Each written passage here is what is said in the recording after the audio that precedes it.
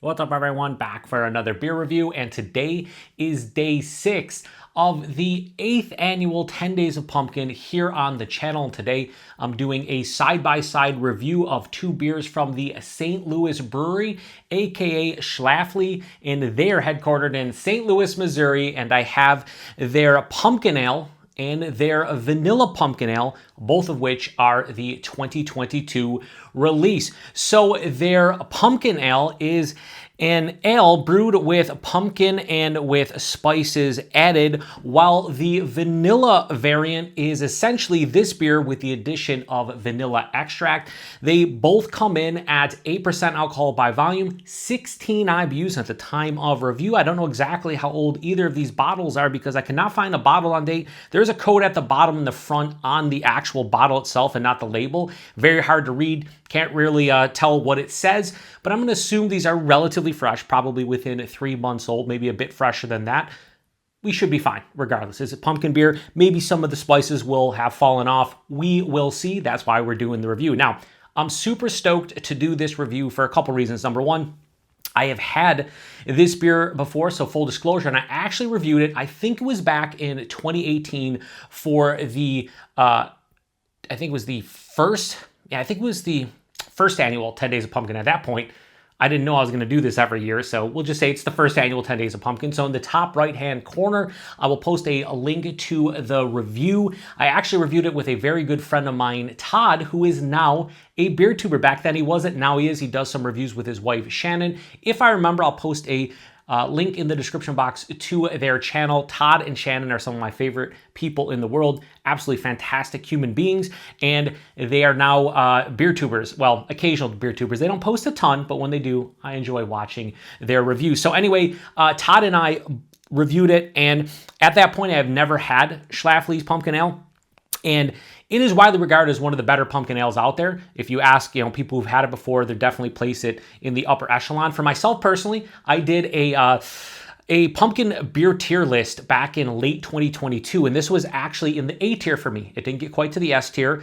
There are probably, I'd say about 10 beers that I would put over this. Now, many of those are like big, huge imperial like stouts and barrel aged and whatnot. But as far as like just straight on pumpkin beers go, this is definitely the conversation for one of the better ones out there. I think Cigar City's Good Gourd. My favorite, probably just pure pumpkin beer, is Whole Hog Pumpkin Ale. To this day, still a fantastic pumpkin beer in my opinion. So I'm curious to revisit this one, see how it is. And then the other reason why I'm stoked is I have the vanilla variant, which they I think they released this one for the first time either last year or year before. So I get to check out how the addition of vanilla changes this beer. Of course, at the end of this review, we'll do the cuvee, aka the covey, and we'll mix them together and see if that changes anything. They do have a little spiel on the side of the neck here. It says, Schlafly Pumpkin Ale blends the spices of the harvest with full-bodied sweetness for a beer that tastes like pumpkin pie. Here's to pumpkin season. All right, so fair enough. And then the vanilla one says, Schlafly Vanilla Pumpkin Ale blends classic pumpkin pie spices with the creamy sweetness of vanilla. Life is short, drink dessert first. So I'm assuming this is going to be a bit sweeter. We will see. So I have the Elysian pumpkin glasses I use. I'm just using the Thin Man one. I wanted to keep them consistent. I did the same thing with the other glass I brought out for the cuvee. So what we're going to try and do is we're going to do the dual pour. And I will say that I've only seen one other side-by-side review of these two, and that was from a very good friend of mine and fellow beer tuber, Matt, over at Massive Beers. I have not watched the review, but I know he did it because I saw it in my feed, but I'm not going to watch that until I review mine, so I'm not influenced by whatever he says. I believe Schlafly sent it to him, and they also sent it out to a couple other beer tubers as well. So we're going to pour both of these at the same time, right down the middle. Let's do it. Probably going to be terrible with the pours here, but it is what it is. I'm going to go do something like this. There we go. So we'll throw this over here. And I like the simplistic, these are like old school looking labels. They just remind me of just old school stuff, and I'm here for it. So anyway, let's give a little swirl here on both of them and figure out what's going on here. So I can see the alcohol legs on the side of the glass. All right, so how do these look? I think these look like pumpkin ales. Duh. So they both look very similar in the glass. I don't think you're going to be able to tell a big difference with the color of these two. They basically look identical. They have this beautiful like amber mahogany color, about a half finger of this straight up tan-colored head is dissipating to a thin film. Like I said, there are some alcohol legs. I'll do it a little bit closer. I don't know if you can see the alcohol legs, but they're definitely there for sure. So both of these look, I think, very similar. As far as the clarity goes, there is a pretty good clarity. There's a little bit of murkiness there, but for the most part, I think they play the role of what you're kind of looking for out of a pumpkin ale. I wish the head would hang around a little bit more because I'd like a little bit of creaminess, because you can see as I swirl it up, look at that creamy head. It just looks really beautiful. So when I cracked these open and started pouring them, I could smell pumpkin pie spices and pumpkin pie characteristic in general in the air. Let's get a nose. Oh yeah. Okay. So right from the get-go, this smells way better than I remember it. It does. Holy crap. It's 8%. So I will say, it's kind of, I think, in my opinion, you guys can disagree if you want, and that's the beauty of life. We all have different opinions. I do think it's unfair to take an Imperial 8% pumpkin ale and compare it to a 6.5% pumpkin ale. That makes a difference, the ABV. Like being 1.5%, 2% higher. That's why I think like this beer, Cigar City's Good Gourd, Pumpkin from Southern Tier, even like Elysian, who's one of the best as far as pumpkin beers are concerned. They're a great pumpkin. A lot of people will talk about, but they're Imperial pumpkin beers. I put them in the same realm. I don't really compare this to an Elysian Night Owl or think of some other just lower ABV pumpkin beers. I don't think it's a fair comparison. But for an Imperial pumpkin beer, this nose is right up there with some of the best. The spices aren't dominating. I believe, if I recall correctly, I think it's cinnamon, clove, and nutmeg. That's what they list on their website. I don't know if it's different, but yeah, those three definitely make sense. There is a pretty big clove character here, but there's an accentuation of more like nutmeg and cinnamon that's like not dominating. It has a beautiful, rich maltiness. This is like a very good Imperial base beer. Like you say Imperial Brown Ale, Imperial Amber Ale, something in that realm that the spices accentuate. And then it has a nice earthiness. I don't know if they like roast the pumpkin. I mentioned like pumpkin flavor. If you're just putting like pumpkin puree into a beer, you're just going to usually get an earthiness probably at best. That's usually what I get. But if you roast it or caramelize the pumpkin, then you can impart a lot of different flavors. This has like a caramel, toffee, brown sugar, slightly toasty edge to it.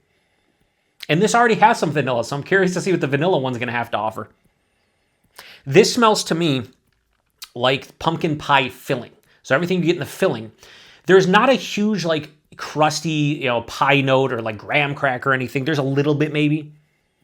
Like a slight doughy pie note.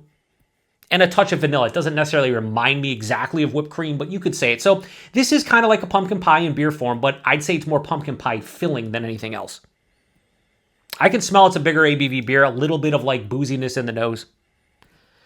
It smells really damn good. So that's all I got for you. Let's get into the vanilla nose here.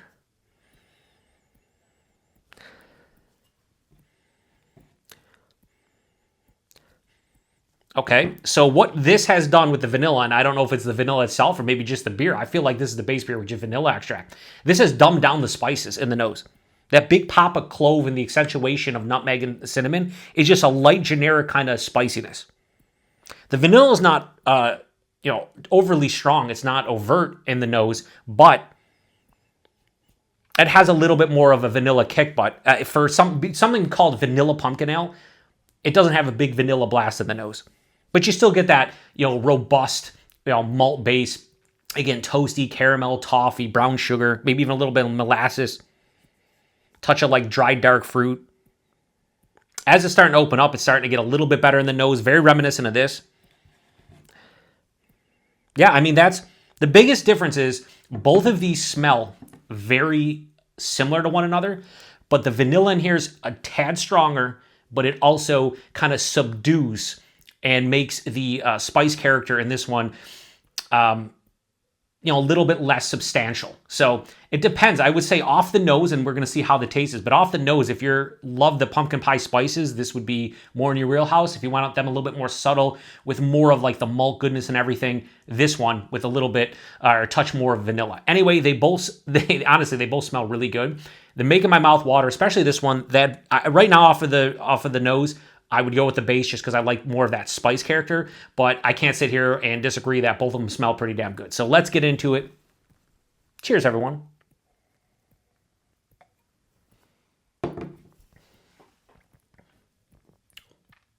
That is liquefied pumpkin pie filling. That's what that is. That's delicious. It doesn't give me the complete package of a pumpkin beer, or I mean a pumpkin pie, but it gives me kind of what I want from a pumpkin ale, if that makes any sense. Body's higher side of medium, lower side of full, 8%, right in the wheelhouse of what I want. It has enough heft, it has enough body for an imperial beer. And I think when you're drinking a lot of these pumpkin beers, at least myself, pumpkin pie is dessert. Pumpkin desserts, they're going to be rich and decadent and whatnot. I don't want a super thin body. I don't want something that's going to be watery on the palate. I want a little bit more substantial heft to it. That's why I think you see a lot of pumpkin ales being 6.5+%. There's some, and there's one that I'm going to review tomorrow that is actually 4.2%. And I don't know how that's going to work in terms of the body and the flavors and anything. I want a big, again, robust, impactful beer from a flavor standpoint, but also the body. This nails it. The higher side of medium, lower side of full. The mouthfeel, it's a little bit softer than anticipated. I'd say like mild to moderately carbonated, smooth and creamy on the palate. Body and mouthfeel are spectacular. Taste, it's exactly what I said in the nose. There's a pretty big omnipresent characteristic of clove specifically. Underlying nutmeg and cinnamon. You could even say allspice. But what this beer delivers to the palate is a beautiful base beer. And again, I'd say like an Imperial Amber Ale, Imperial Brown Ale, something in that realm where it's toasty, it's almost slightly roasty. It has big caramel, bread vibes, like a brown bread, toffee, molasses, brown sugar. There's also a little bit of that earthy kind of pumpkin character that you expect from something that's brewed with pumpkin. It doesn't have like a roasted kind of like pumpkin flavor, but it could be. It definitely could be, because I've already talked about toasty and roasty malt characters. It might just be intertwining with it, but it does have an earthiness. And that is a front to back, again, omnipresent, on the palate at all times. On the finish, the spices ramp up a little bit, like a little bit more cinnamon and nutmeg. The clove kind of stays consistent. There's an accentuation of vanilla on the finish. This finish is very dry, close to bone dry, and has like that drying kind of like cinnamon and allspice dryness. And it's not overly sweet. Is this rich and decadent and, you know, kind of a desserty beer? Sure. But it's not cloying in the least. It's not too much. It actually has a decent balance, like 60 to 40, or maybe even 55, 45 sweetness to dryness. There's a very mild bitterness, if anything, maybe a touch of hop character kind of reining in everything, but this is a beautifully balanced beer. 8%. There is a nice warming into my chest, a little bit on the palate, but it's a good booziness. There's a difference between an astringent, harsh booziness and one that kind of brings together the beer. And I think the 8% alcohol that I'm tasting a little bit on the palate and in the chest is actually welcomed, because in the fall time, I don't know about you, but I like warming beers. I do. Not when they're super over the top, like I'm drinking a 15% and it's like my chest is on fire, like it's super boozy and it's ethanol, the vapors on the palate and in the nose. But it's nice. It's letting you know that it's a big beer. This is fucking delicious, and this is a little bit better than I remember it being. Of course, your palate changes. It's been 7 years since I had this. That, my friends, is a winner. Now, let's get into the vanilla version. Cheers, everyone.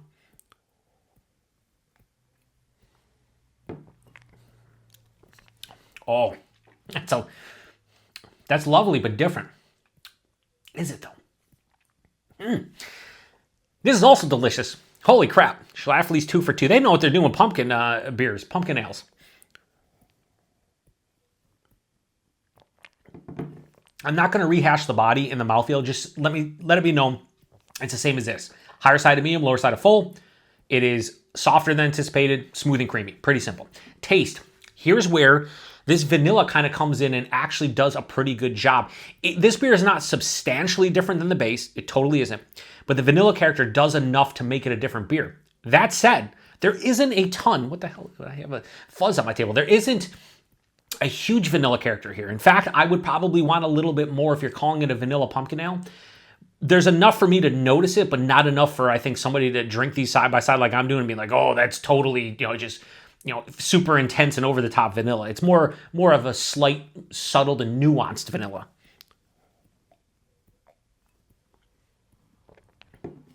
Everything I said in this beer, the vanilla's ramped up, and it's more noticeable throughout the palate instead of just on the sides of like the tongue on the second half of the palate. It's like I hate to say omnipresent constantly, but it is. It's an omnipresent feeling of vanilla, but it's not a big vanilla. It's more, again, a soft, subtle, nuanced vanilla. And everything I said in here, again, the caramelized maltiness, caramel toffee, brown sugar, toasty, roasty, the clove, nutmeg, cinnamon, that's all here. The difference, a little bit more vanilla. These spices are dialed back. So as the finish hits, it doesn't have this huge dry feeling to it from the spices. It's very similar in dryness and like sweetness. I'd say it's slightly more sweet. Like this is like 60-40 sweetness to dryness. This is 55-45. And that's probably because of the vanilla extract, right? That's kind of what I'm thinking, making it a little bit more sweet.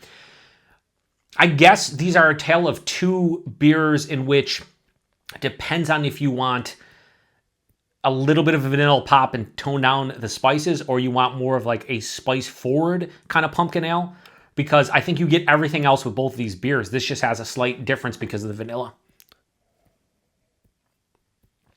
I also think the ABV's hidden a little bit better in this one.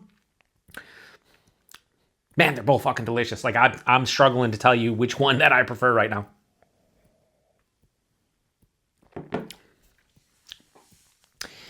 This is going to be a cop-out, but it's the honest to God truth. I don't know which one I prefer. If, honestly, I was reaching for one, it would be all based on my mood. This would be if I want that pumpkin pie filling, more of a spice-heavy kind of feeling to it.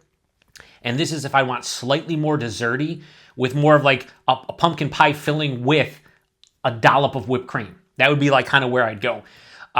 As an everyday drinker, I think this is a little bit more balanced, where it's a little bit, sweeter. But I think this is more rich and decadent. I think flavor-wise, I prefer the vanilla one ever so slightly. But I think the whole package, they're very equal. Again, it's a cop-out. And you know what's else going to be a cop-out? When I take down this cuvee. Anyway. All right, we got to do ratings. I don't remember where I rated the Schlafly Vanilla Pumpkin, or Schlafly Pumpkin Ale back in, I think it was 2018, like I said. I think I gave it a pretty good score as a whole. Probably like a 4.25 into a 4.5. I should have went and looked. I'm not a great beer tuber. What do you want from me? But this time around, this is up there. Now I kind of understand why people put it in the good gourd kind of wheelhouse. I think this is up there with that whole hog pumpkin ale. Again, differences in ABV, sure. But I think both of these are dynamite pumpkin ales. And I think the beauty about both of these is the base beer is good. And I've been harping on that over the past couple of years with 10 Days of Pumpkin. You have to have a good base beer. You can't just make a shitty pumpkin ale that is just, you just don't care about the base beer and then just throw spices at it and adjuncts. You got to have a good base beer. And the malt goodness you get from this base beer, even with that little bit of hop character on the finish, really does help balance out and keep the spices in check and not going too big. And even the pumpkin and everything. I think it's just a well-made, well-executed, delicious pumpkin ale. So, the 2025 pumpkin ale from Schlafly, ladies and gentlemen, this is going to get a 4.5 out of 5. That's where this one lands. This is absolutely delicious. No doubt about it. I wish we got more Schlafly stuff here in the Buffalo, New York area, because they make some good beer. And the pumpkin ale is where it's at. All right, so for the vanilla pumpkin ale, yeah, it's a cop-out. I'm not picking a winner. 4.5 out of 5. You can say whatever, and you know what? You have your own opinion. You're welcome to it. But I can't really say one's better than the other. They're both delicious in different ways. But hopefully I've conveyed the differences between the two and what you would think about both if you're going to pick them up. So let's cleanse the palate and do the cuvee as I talk about price point availability. All right, so the price point on both of these, I think they're like $12 to $14 a six-pack, in that realm, depending upon where you live. But at the same time, I paid like $3 a bottle. So, buying a single, a little bit more expensive. I'm okay with that. I would be okay with paying up to $5 a bottle for these. And I know that's a crazy, price point for a 12 fluid ounce, 8% beer. But these beers are top tier pumpkin ales, no doubt. So I don't have an issue paying that type of money for something that's quality through and through. Now, the look of this, yeah, that's what I was hoping that either of them would look like. Finger of, again, that tan colored head, like you could say khaki, beautiful look to it, just fantastic. So yeah, and the availability of Schlafly, I have no idea. They might have a beer finder on their website. Here in the Buffalo, New York area, we see Drips and Drabs. Last year I saw their winter beer that I reviewed. There was a coffee ale that showed up too, but like we don't get a lot of their stuff. So when these two showed up, I was super stoked for obvious reasons. It kind of smells like you blended the two together, because that's what I did. Yeah, it has. So maybe this is the best of both worlds. Now this smells like a complete pumpkin pie, maybe sans the crust. So it has the pumpkin pie filling with the intense spiciness you get from this one, with the accentuation of like a whipped cream kind of vanilla tone here. From this one. I said from here with this one. Baby Billy, Righteous Gemstones. What are we doing up in here? All right, anyway, let's get into the cuvee. I don't know why. I don't, this is Beer PaTroll. This is like a 25-minute review. I don't know what's going on half the time. Cheers.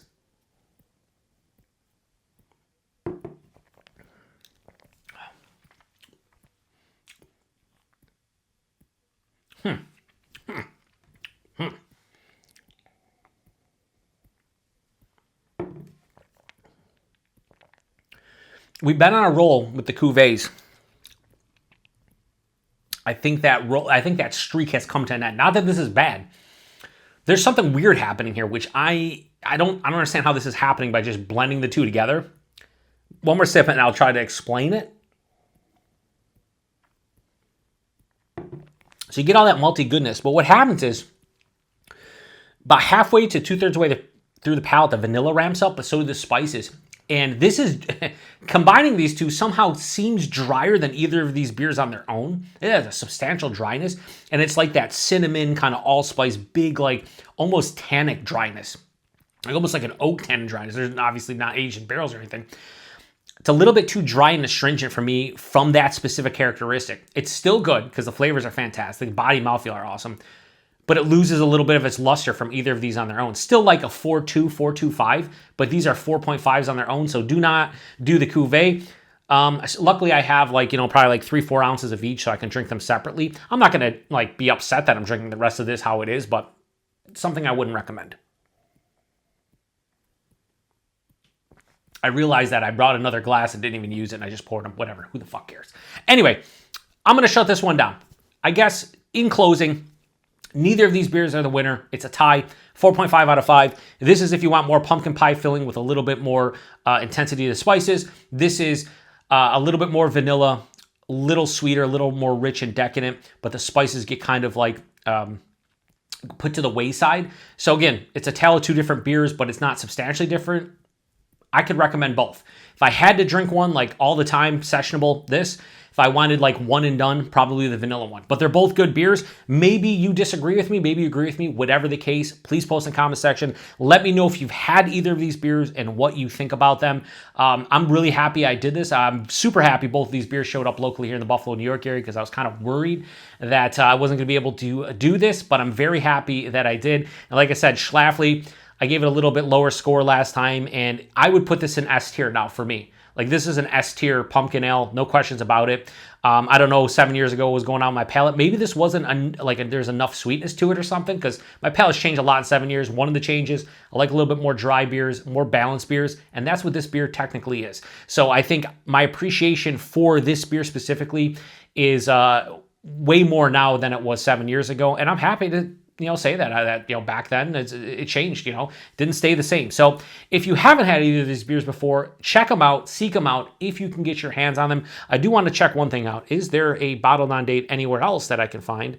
And I don't think so. It just has a thing at the bottom, but yeah, it's a shame it doesn't have one. But I'll tell you what, if these aren't relatively fresh, like under a couple months old, I'd be surprised. These spices have held up incredibly well, especially in the base, that these have to be relatively fresh. If these were, when they first released them was like mid to late July, so if it's like 3 months old, that's impressive to me. The spices held up, because a lot of times they fall off after a couple months. Didn't happen here, so kudos to Schlafly on that. So anyway, thanks to everybody stopping by for another beer review. That was day 6 of the 10 Days of Pumpkin. Check back tomorrow for day 7.